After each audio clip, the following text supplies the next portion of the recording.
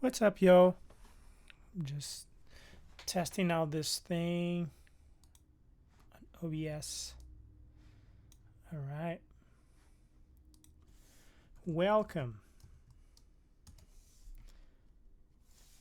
to my production stream. All right. I'm gonna work on the song that I'm working on with this awesome guy, this awesome singer. No, I don't want it. I don't want this. Come on, close this. There you go. This is what I want. Hope everybody's seeing me there. I'm not gonna chat. I'm not gonna do any of that because I can see it. Because my full screen now is just Logic Pro and Canada Dry. Sponsored by? No, it's not sponsored by. Forget what I said.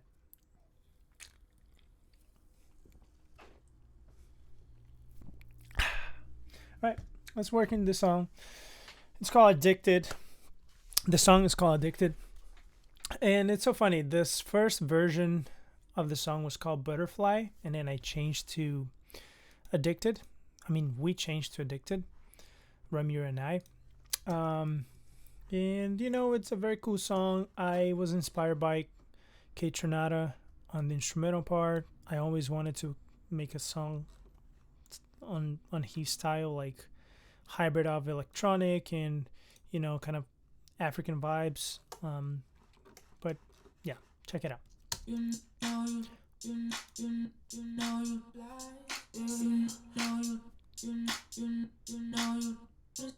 Butterflies, yeah.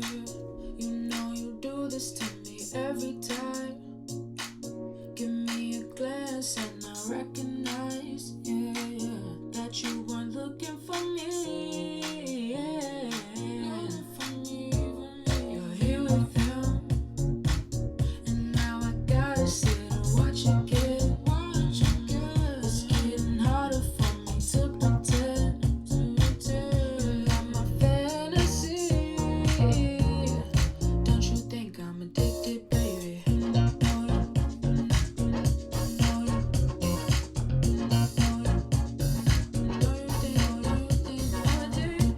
Okay, now I'm not gonna give a lot of the song out because it's not released yet, but yeah, you could feel a little bit.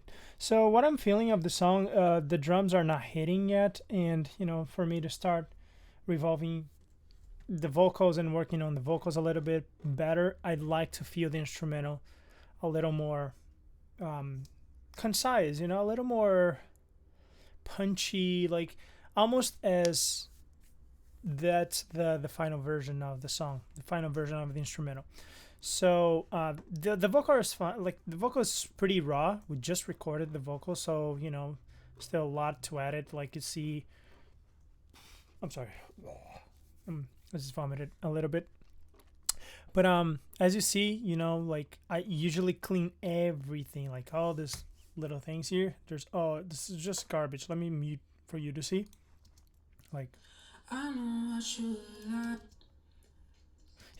see, it's just noises, just, and that whenever you compress and bring everything up, it's just gonna bring all the noise, all the trash you don't want. So usually I edit all these things, but that's not the time to do this. I don't want to get into editing right now. I just want to get the groove a little more concise. So I'm gonna mute all the vocals and work on the drums a little bit. So that's my kick. Actually, that's just the, yeah, that's my kick. You know it, you know it not. Okay, cool. Actually, let me just, okay. Yeah, I like to work with levels as well. So where's my mix bus? The camera's right. Okay, so that's my mix bus. I'm gonna load actually my final mix bus on it. So I start. One thing that I started doing for a long time is mixing on the go, mixing on the fly during the track instead of editing everything and having everything done and then start mixing. I just learned that while you're mixing on the go, you start fine tuning things in a better way instead of editing everything and then leveling everything and then mixing everything. I don't know. I like to try different ways, and the latest way that I'm working on is this way, by mixing on the fly. And so yeah, I'm gonna put my mastering chain here. Is this one? Is this one? My mastering chain was inspired by a friend of mine, Bradley Denniston. He's a very good mixing engineer, and it's basically I took from him this mastering chain. And mastering chains, they always change throughout your mixing producing life. That's probably my 5th mastering chain, and it's always changing, as I said. I remember at some point, I think at the beginning of my production career, my mastering chain was all Waves plugins because it's all I could afford, or crack. And half was Waves plugins and half was what is it called? Like Logic plugins. So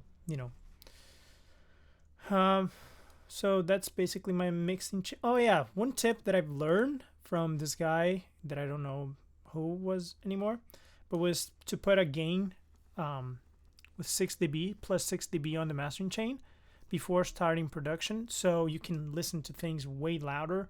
So you, whenever you feel that you're in a good level, you basically bypass that, and you're gonna be in a very good mixing level overall. Because what I tended to do, it was start hitting up things too early in the mix, and then by the time that I was gonna master, I had no headroom to bring volume and keep the dynamics alive and all that whatever. So if I just play this back, it'll be super loud. I'm sorry. But if I just turn it off, yeah, -3. It's a good, it's a good level. Whatever. Let me see here. So this is my mastering chain. I'm gonna just turn it on everything. First thing here is the bam, then. So yeah, this is not good. This is taking a lot. I like the nickel medium. I start always with presets, guys. I'm not against presets. People who say, "Oh, if you use presets, you're not an engineer." Whatever, man. Like, do whatever works for you. For me, I need presets, and I usually use this one, nickel mastering. Where's that? It was a nickel one.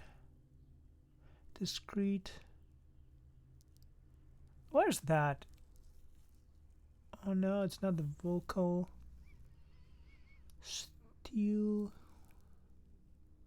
Anyways, I think I'm gonna use this discrete iron. No, not this one. Mastering discrete steel. Let's see. No, definitely not. Yeah, let's go for the best medium. But it's taking too much, so I'm gonna bump the threshold.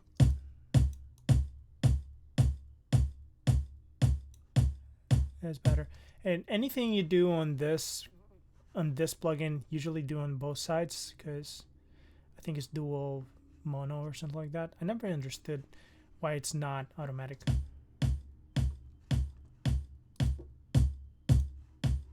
Yeah, it's taking too much, so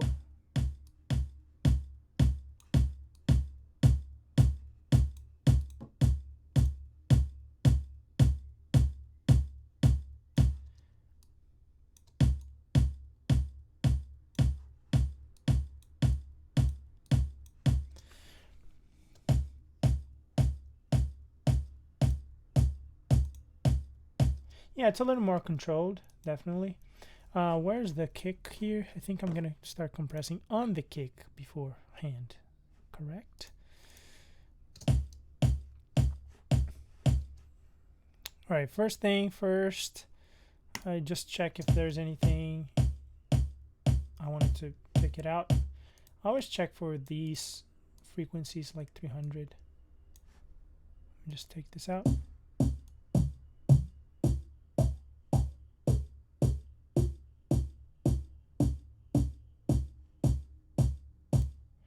I just take a little bit so it's not overwhelming. And I put a compressor. Usually on channel things, I just use the Logic compressor. I don't even bother because I'm gonna put in so many instruments that my session is gonna be so heavy if I use like good plugins. But this is great. This is a great compressor, and it does the job, you know. I'm not gonna take too much of this. Release too.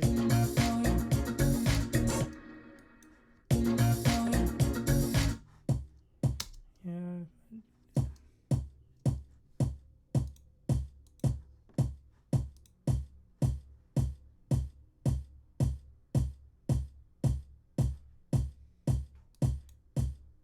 Look how cool. So if you do, you can control the tone of your compression just with the attack and release. So if you put the attack super fast, like 0 millisecond, it's gonna cut out all the attack of your kick. So listen to this.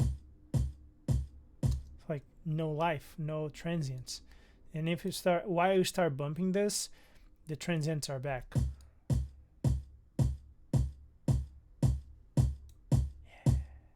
You can even see here on the graph, which is pretty cool. But yeah, I usually do like a 10. Some may say this is even too fast for kick. If I put way faster, there's no body. Cool. I'm gonna put a little bit, not much. And I usually do a soft distortion on the kick and put like 80% there.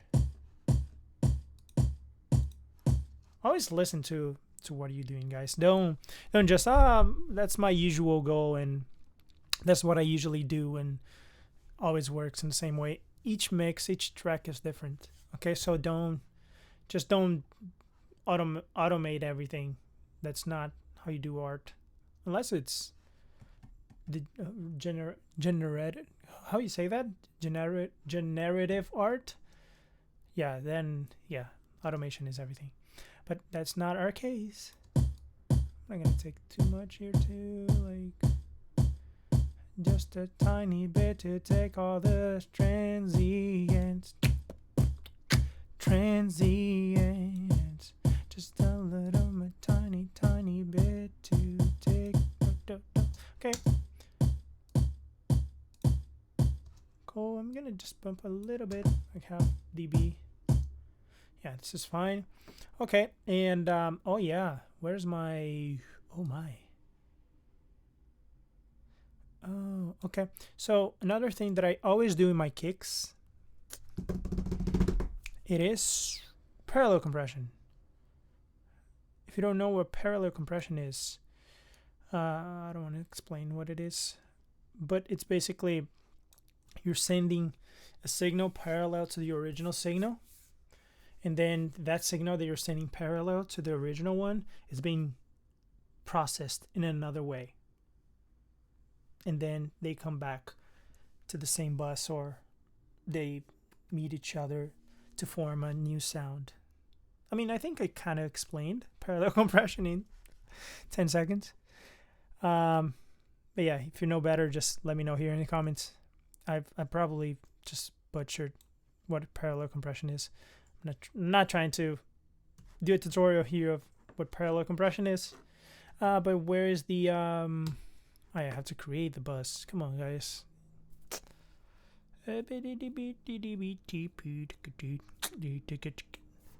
Auxiliary 21 tracks. Oh, that's why I'm not finding anything.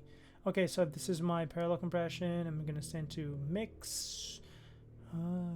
Okay, so I'm gonna create another bus here. That's another trick I've learned from Brad at Radium Records, drum mix. So I have 2 different buses coming from there and then to the mix.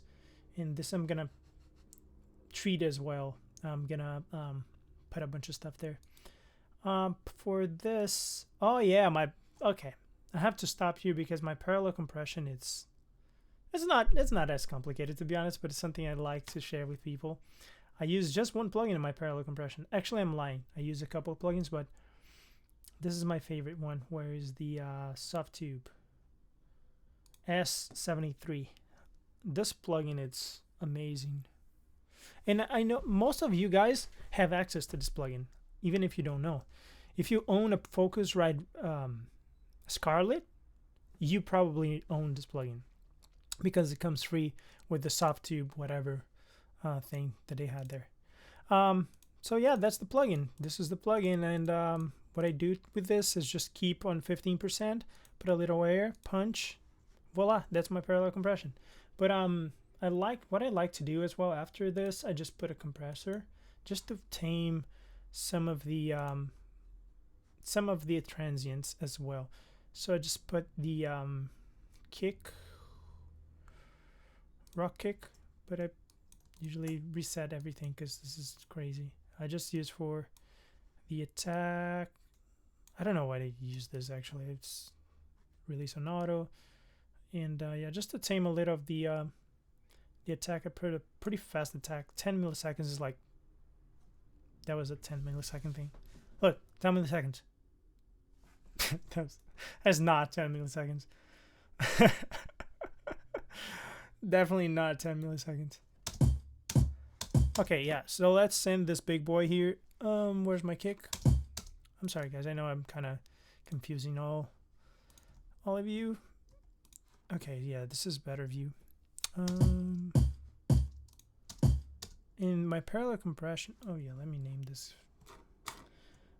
drum mix parallel comp. There you go. So now I know it's going to parallel comp, and I start with 100% and tame it down. Slamming, slamming, slamming, slamming.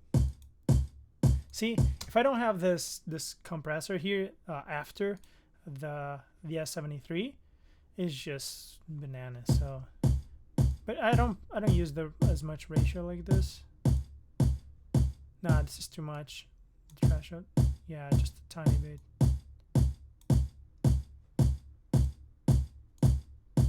Yeah, makes a whole difference, whole world difference. And you know, I control from there, so I start checking. Oh, this is better.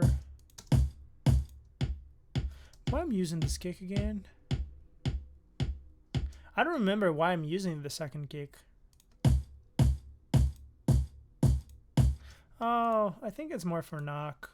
So I'm gonna cut some of the low lows because I don't need that. I think I'm just using this kick for the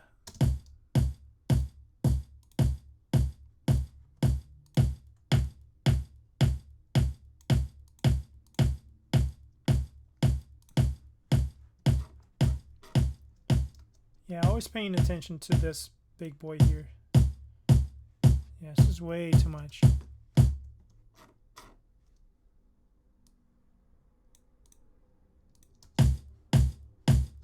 This is blast.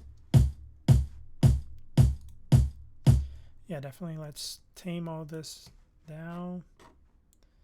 And okay.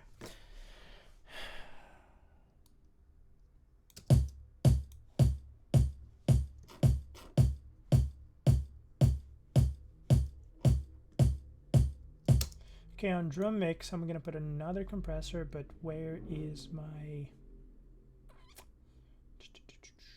plugin alliance? If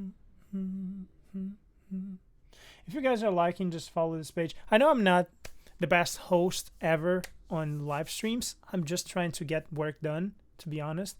And why do that? Why not put a camera in and record and stream? And you can know a little of my secrets. Sponsored by... No, I'm not going to put sponsored by again.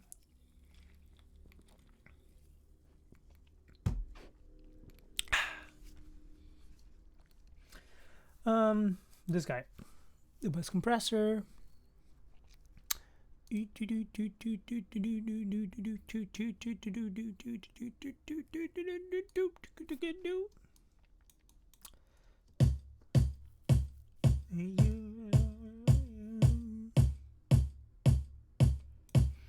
Yeah, barely touching. This is too much, actually. Just two.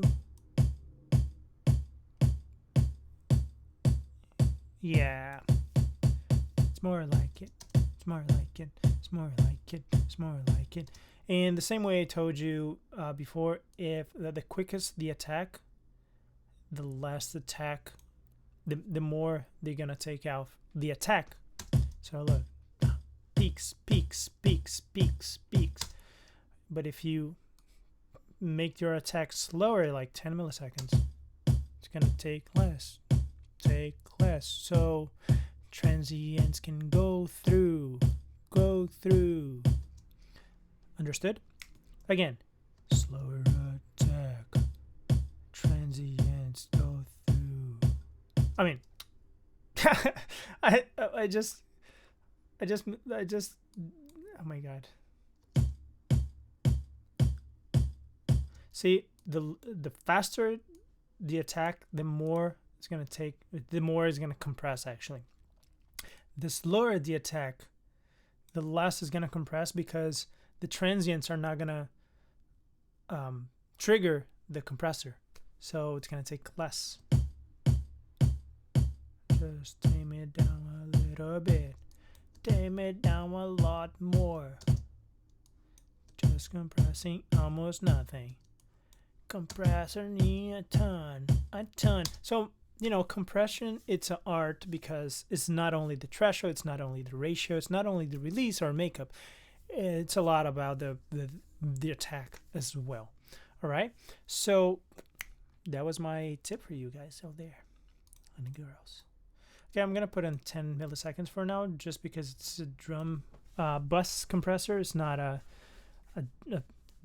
the instrument compressor. Yeah, that's enough for me. I don't want to take too much.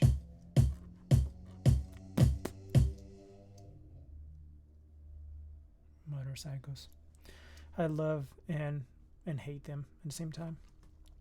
By the way, I love motorcycles. I had a scooter. I used to have a scooter. I sold it. But now I'm looking for buying actual motorcycle, like a big motorcycle. Yeah, if you guys love motorcycles, let me know here. Oh god, they're dangerous. They're really dangerous. But I love them. If you ride a motorcycle and survive, like I did, you're gonna love them forever.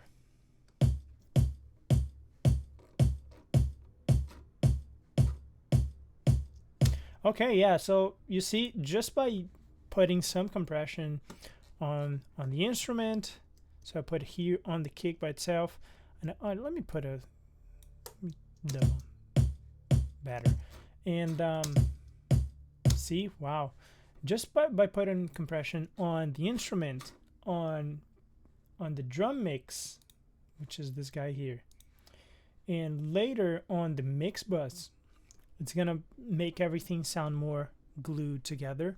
One amateur mistake that I always done in all my mixes before, I would say my last 2 songs, I would keep all the transients like good because I thought that was dynamic, you know. Not necessarily is dynamic.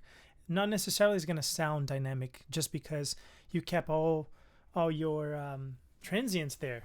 Actually, it's gonna give you less possibilities to mix dynamically. I know it sounds contradictory, but whatever. I'm here to cause chaos.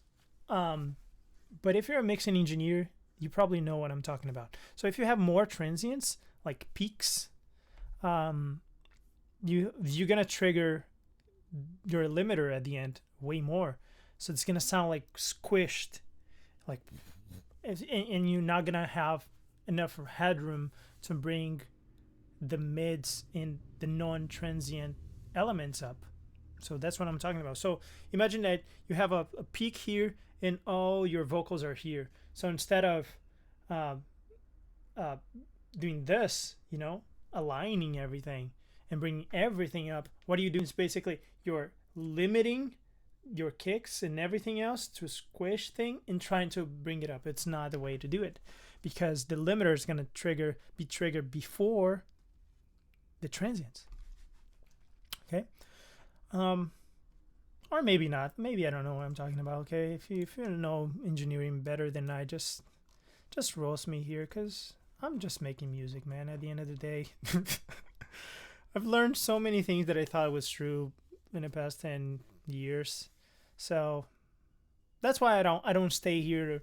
Let me teach you how to do this. Like, this is just what works for me, and at least it sounds like it's working. Until I noticed that it's not, and then I changed. That's how I always done. It's music. Okay. Cool. Let's see this clap. I love how the clap is kind of delayed a little bit. So it's look. You can even see here on the sine wave, it's pretty delayed. I love that. It gives a little soul to it, a little groove.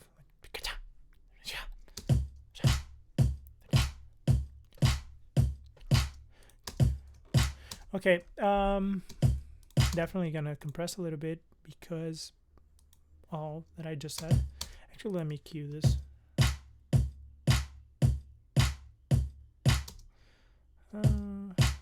Do I want this here?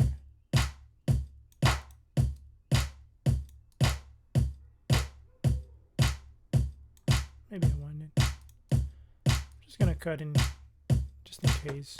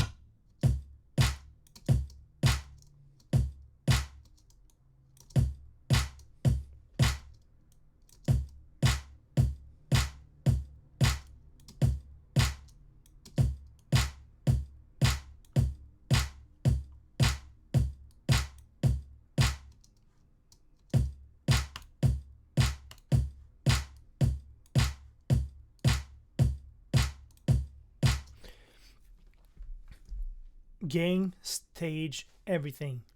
You don't know what gain stage is? It's basically compensating the volume in each stage that you process things. So whenever it comes to the mixing bus, whenever all the elements they meet again on the mixing bus, they are not too unleveled, and they are processed in a good level, and everything is very uniform. So and then you can treat and mix the way you want, but gain stage everything. That's what I just did here. So you see it's getting in 1.6 and getting now 1.8. Yeah, I can take a tiny bit more.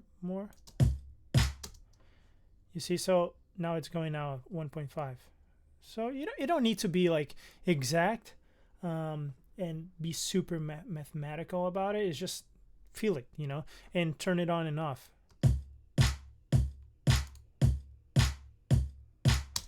Sounding about the same volume. The difference is I added soft distortion here. So what soft distortion is going to do, it's going to add color, and it's going to add color from you know, the electronics of the compressor, and it's gonna act almost as an exciter, but it's not really. It's distorting the frequencies, and yeah, that's basically it. Yeah, everything's more controlled now, a little more, you know, not crazy peaks. You see, it's pretty loud to me, and -2, which is a pretty good start. Whenever I'm using like loops like this, I'm always making sure also that I you know, tame all these peaks here. Compressor, compressor, compressor. In this case, I'm gonna use a pretty fast compressor because I have no interest on all these peaks here. So off.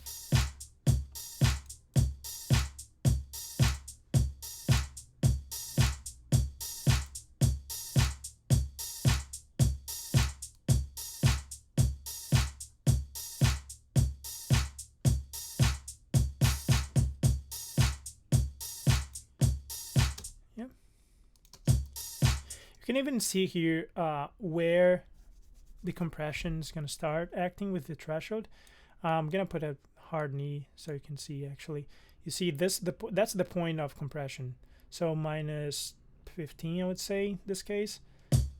So -15 is around here. So anything that passes this line is going to be compressed by a ratio of 2.7.1. So check it out. The lower or the higher I go, the more it's gonna compress. So I just want to get rid of the peaks, so I don't want to take much information here. So like around -12.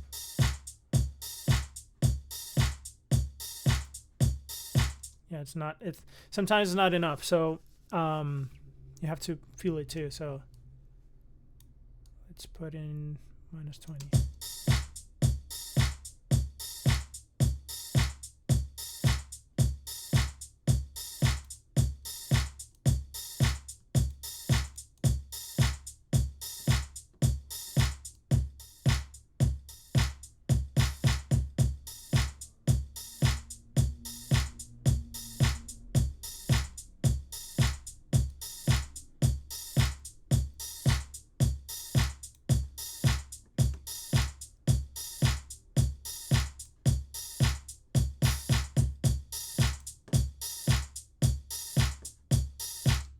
This is enough.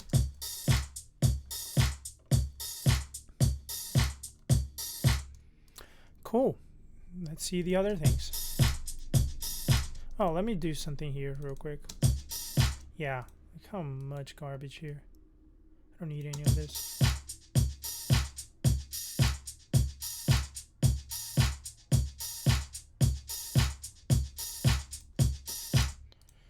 Let's see this. Same thing, cleaning everything. Oh yeah, let me do something that I love doing here. Cable Guy Shaper Box. Let me just check if my stream is going. I hope it's going. I'm not sure. Let me see here. Is it going, guys? There's no one here. Yo, what's up? Let me just give I'm here streaming to nobody. Yay. Again, the ambulance. Cool. Okay, I wanna just check if everything's going through. Sorry guys. Just gonna do a couple more minutes. This is one of my favorite plugins in the world. Shaperbox. I think I did a quick video about it. Do another one. So in this case, what I'm gonna use Shaperbox is for this shaker loop here.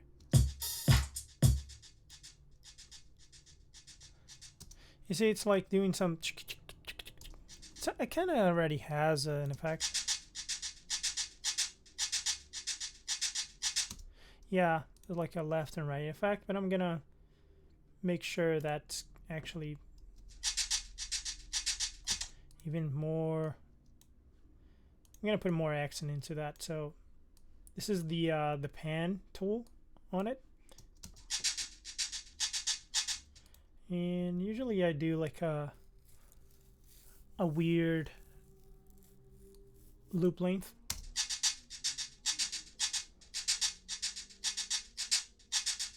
There's never the same thing, and I never do like 100% to like 70%.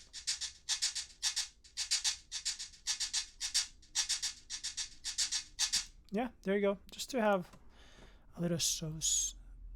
Just to add a little sauce.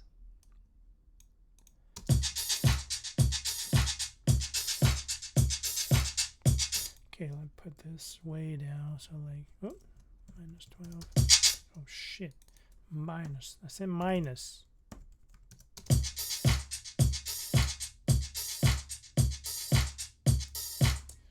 Okay, let's keep going. Another loop. What's this?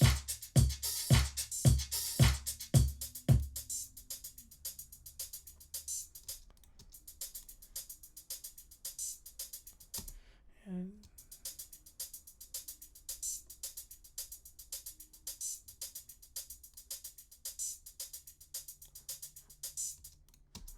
I love Oliver's stuff. One of the best producers out there, in my opinion, electronic music. The guy is. Cheers.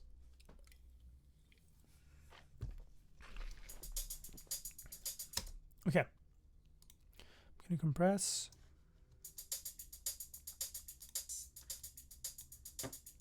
Because I don't want much peaks on this. I don't want much peaks on this. There's a little bit, just a little bit.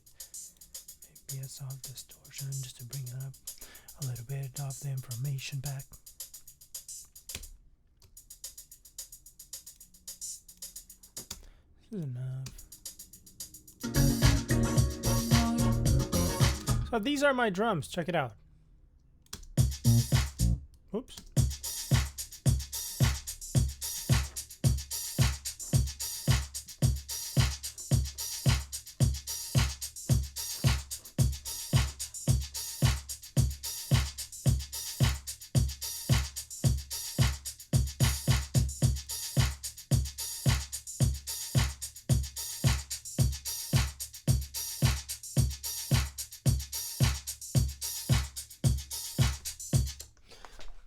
Oh yeah, let me compress a little more here on the all drums. Gonna put another townhouse. Love this townhouse compressor. And here I'm gonna do a quicker.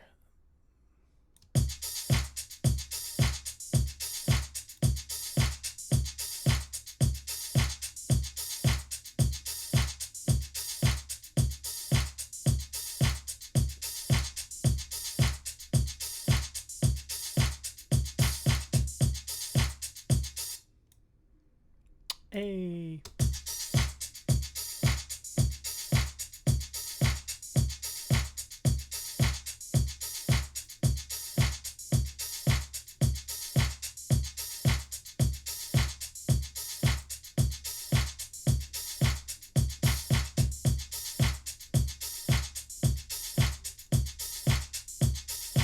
you can always use this mix knob to make a parallel compression. So if you put like 50%, for example, it's gonna be a parallel compression. But I just used 100%. Yeah, it's good. Let me see what else I'm gonna put in here. There's something I like to put in my drums. Where is that? The imager, ozone imager. Just something I do because I like it. Uh-oh, there's an issue with your subscription. I'm gonna have to What is an issue? What the fork? Okay, let's try something else then. Oh, the 9. Okay. Okay.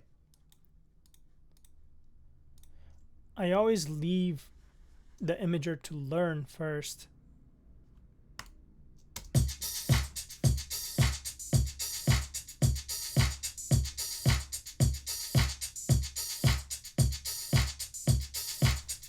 So yeah, there you go.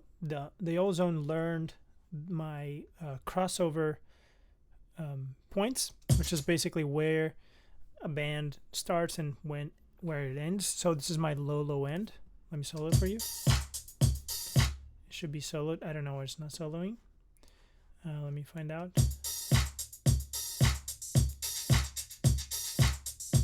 Oh yeah, because it's not going through there.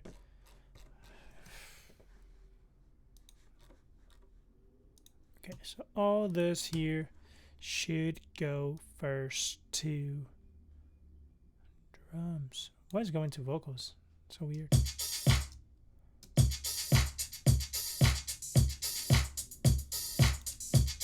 Okay, this should be going to 1 drums. Why is it not going? Come on.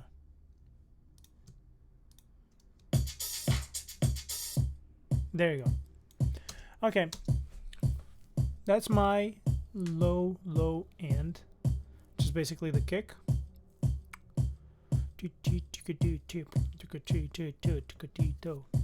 And you see, it's pretty centered, but it's going a little towards the right. I don't know why. Probably the sample. So what I do in this case, I just lower, so it's going to be really in the center. If you do like 100%, it's going to be 100% on the center. It's okay, I'm going to leave a little leeway here.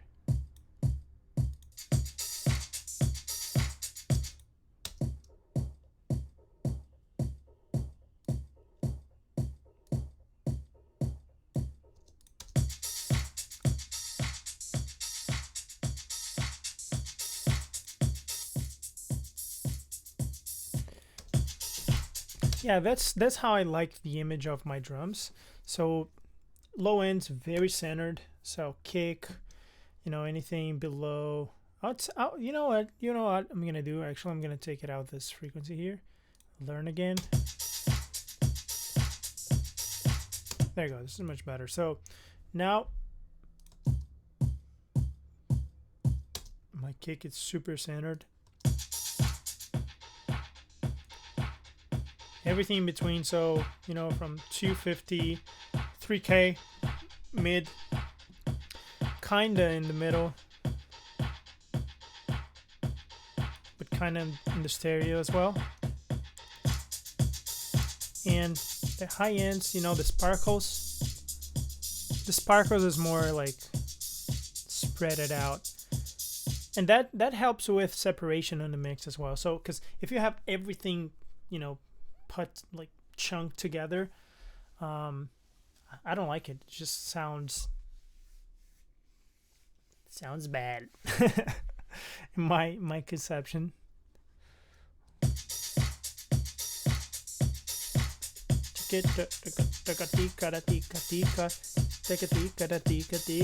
All right, you can use terrorize, but I never use that shit. All right, let's hear it.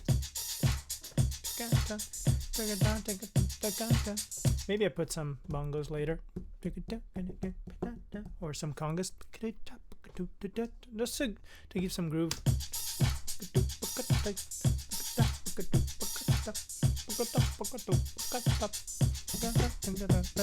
Yeah. All right. Now it's time to.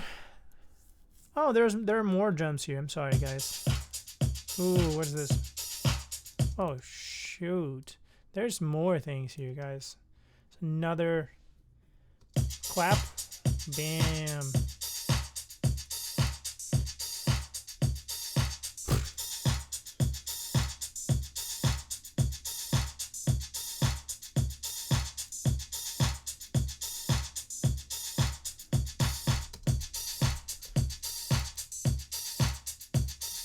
What is this? I don't remember this. Nah, yeah, I'm muted for a reason.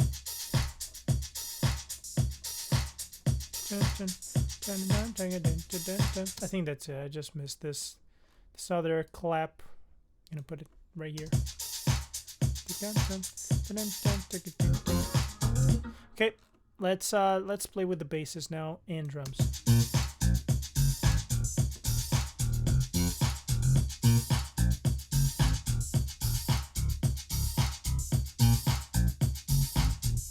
So my basses, they're always multi-layered. The reason why, it's because I can never find one unique sound of bass that's gonna give me all the characteristics that I like in a bass. So for example, I like heavy bass, but also very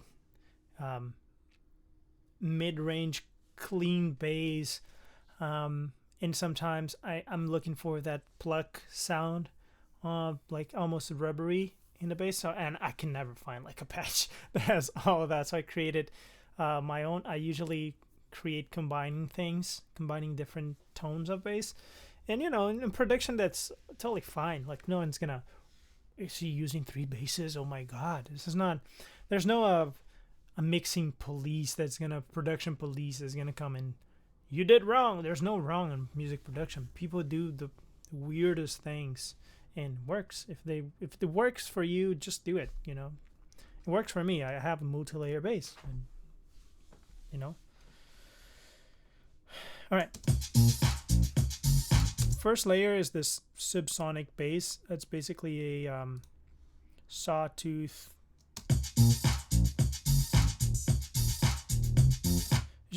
It's just a medium resonance. It's just a Logic bass. Just go to Subsonic Base on Logic. It's gonna give you there. But then I add a bunch of stuff to it. So I add a vertigo here to give some distortion, harmonic distortion on the low end. I'm cutting a little 300 here. I don't know why I did that. Maybe, I don't know. I do some weird stuff. Don't copy me. I added a sub bass booster here from Logic, and I'm giving a little compression, like 2 points of compression. So don't overdo it in this phase. You're still producing. It's pretty loud.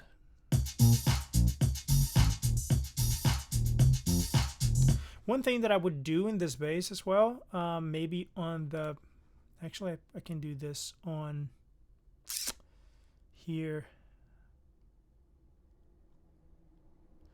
I'm gonna add some sidechain just to clean when the kick comes, like this preset here, but I usually bring a little more because it's too much.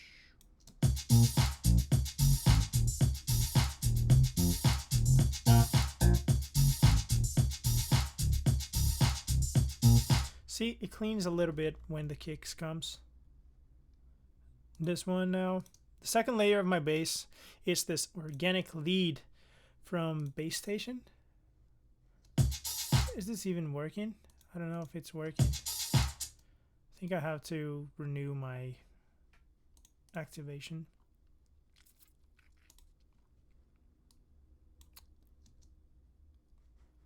I don't know, where's that license?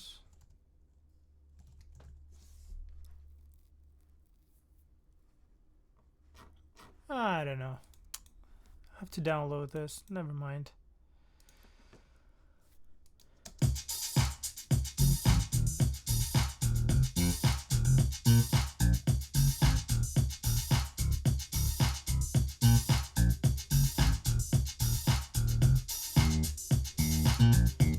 Oh yeah, I think I bounced in place this. So my second thing is right here. So I bounced in place from another session.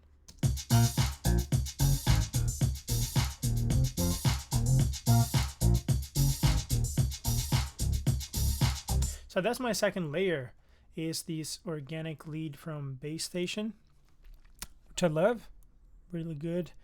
Of course, I'm gonna compress a little bit. Take the peaks out this, And you know, for compression of instruments like that, I usually do presets.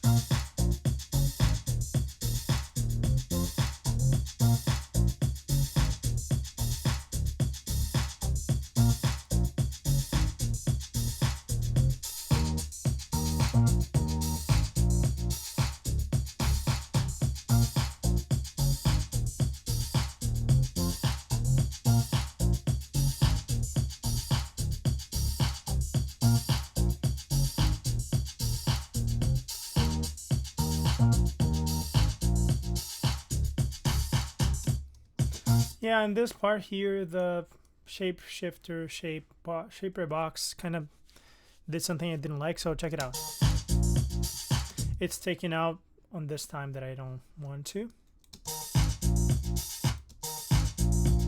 I wanted to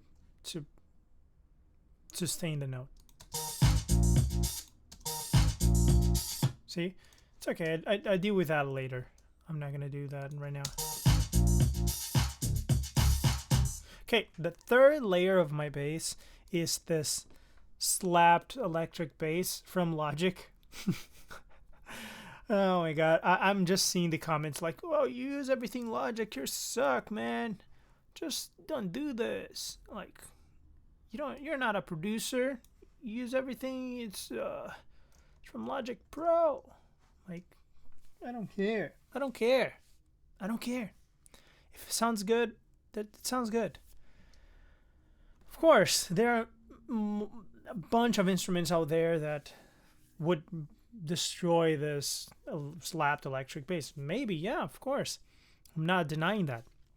But this is production. Like, I'm trying to make something fast so I can work on the tones later. So if I get to a point that's so decisive for me that the slap tone of my bass, it's not good enough, it's either I'm gonna try to get into the tone or I look for an instrument later. I'm not gonna stop my production, look for an instrument that does that. Like, no, that's not how I do it. I want to just finish the production. Then if I feel that things are not sounding the way I want to sound, I found an instrument that's gonna deliver that. It's one way to do it. You know, you can do whatever you want. I'm not saying to do this way. I just think this way saves me bunch of hours of looking for perfect instrument instead of finishing a song. And you know, this is a pretty good song. This is a pretty good sound. I'm not even using the whole sound, just so you guys know. I'm scooping like all the low end. I just want the slap, the knock of the bass.